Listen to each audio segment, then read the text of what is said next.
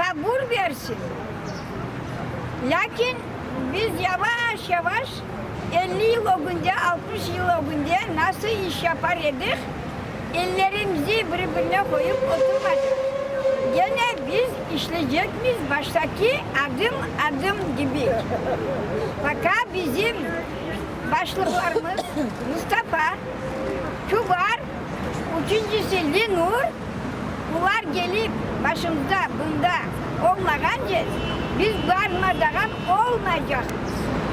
Biz birbirimize el tutacağız.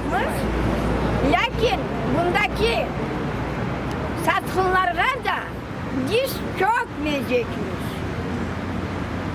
Satkınlık ola fırıntanın içinde de, millet içinde var edi olacak. Ama yazık ki bugün de bu yaşayışta bizim yarım milletimiz Ukrayna'da, yarısımız bunda. Evet, eğer bir rayondan toplangan olsaydı bunda adam sığmaya yer olmaz idi bu zamana dek. Lakin buna da Allah sağlık versin. Buradan gelgenlerge, balasına, çakasına, kolu komşularına.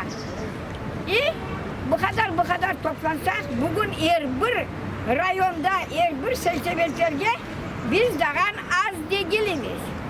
Meclis var, Kırım var, vatan var, millet var. Biz millet olarak sağız. Biz milleti isteseler, istemeseler